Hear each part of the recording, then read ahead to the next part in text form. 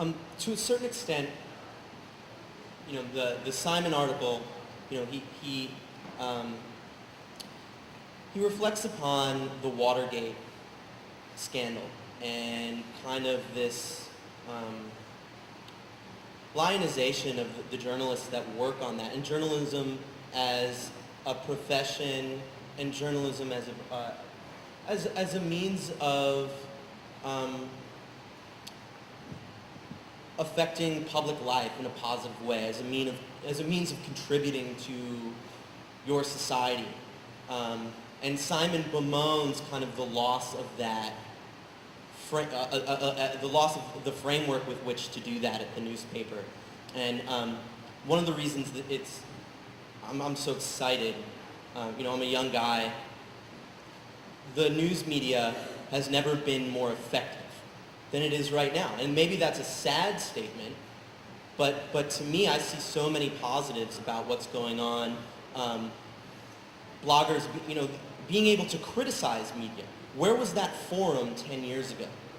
Where was that forum 10 years ago? And we have it now. And it makes local media, national media, it makes it better. That's interesting, because one of the other articles he had us read for this was the Bill Moyers article, and one of the things he points out is that the biggest story was missed. The lead up to the war, and here we have this war going into its 6th year, a war that should have never started or been fought, or and what Moyer says is that the media dropped the ball, and I agree with him. I mean, there is the biggest story, and it didn't get told. And why didn't it get told? And it continues not to get told, because you look at like the New York Times article about how all the defense experts, the guys, the talking heads on TV, they were being spoon-fed their information from the Bush White House and from the Pentagon. I mean, and did everybody read that article? No. I mean, your audience for that article more or less probably got it from, might have been a TV station saying, well, here's the gist of the article. Did anybody really read that entire article? And I've got to be honest with you, it's still sitting on my desk. I'm about 8 pages into it.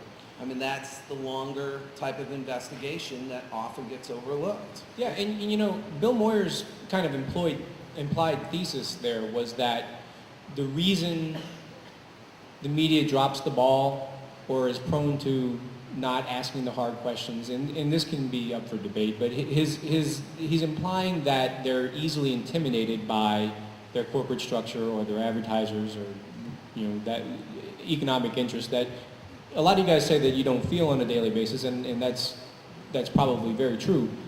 But Eli was talking about how we now have a capacity to, invigorate the mainstream media through criticism and through just constant interfacing on a more active level.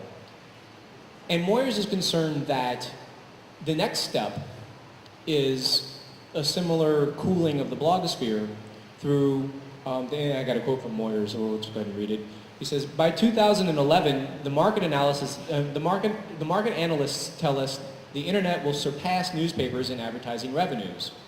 With MySpace and Dow Jones controlled by News Corp's Rupert Murdoch, Microsoft determined to acquire Yahoo, and advertisers already telling some bloggers, quote, your content is unacceptable.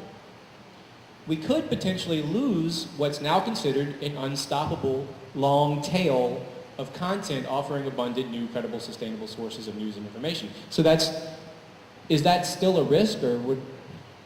I don't know if it's a risk, but I do know that more information does not always mean better information. When CNN came around, we all thought, great, 24-hour news, we're going to need to know everything in our lives.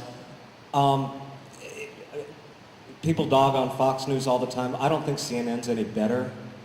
It doesn't have the ideological spin, but it tells me absolutely nothing about what I need to know about my life. And that is the ultimate test of what news is for me. Blogs have a different possibility, which is that the good ones may rise to the top and the bad ones may sink. And what dictates that, though? I mean, what governs that principle, do you think? Of the good ones rising to the top and the bad ones sinking? Well, I mean, I don't know if you would count it a good one, but a powerful one would be something like you mentioned, Daily Kos, that provides a place for people to get together and discuss and all of that. That's now turning more into a place where they're trying to spin the mainstream media. I read more and more Daily Kos, and I'm less and less impressed, just because it's kind of an echo chamber and these things are bouncing off of each other. One development that I write a lot about on my own blog that I'm really concerned about is Ariana Huffington. If she comes to New Orleans, I hope that she's greeted the way that Nagin was greeted last night at the Ritz-Carlton. There's nothing progressive about Ariana Huffington. If you're a blogger, she wants to take your work and make money off of it. She's not going to pay you. And she's turning into basically a faux progressive Matt Drudge. Kevin's series of posts on this week have gone under the headline, "Write for Free!" The Huffington Post Chicago, you know.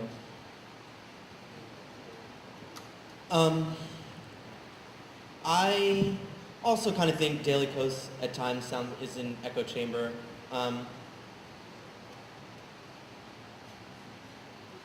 I think Moyers might be a little premature for, you know, as a sage in terms of predicting, you know, the end of the internet as a useful tool. I think we're just getting started, and I think again and again, the cream rises to the top. I mean, MySpace is still very powerful. It is owned by News Corp now, but the bottom line is people don't use, MySpace is not as dominant as it once was even. MySpace is not as good a product as it once was because of all the advertising, because of News Corp's influence, because News Corp is selling off people's information off of MySpace. People don't use MySpace like they used to. And people are smart about this. Right now, the Democratic Party does not have a single candidate for office that is against net neutrality in the Senate. You know, that's huge. That's huge, and that's something that's organized on the internet.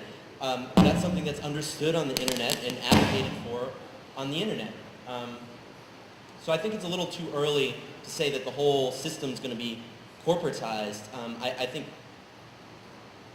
there is, you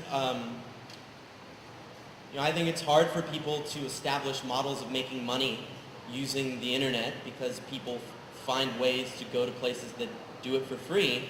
But I think that's something that is so Wild West and unpredictable right now. You know, I appreciate Moyer's thesis, but I don't know about that conclusion.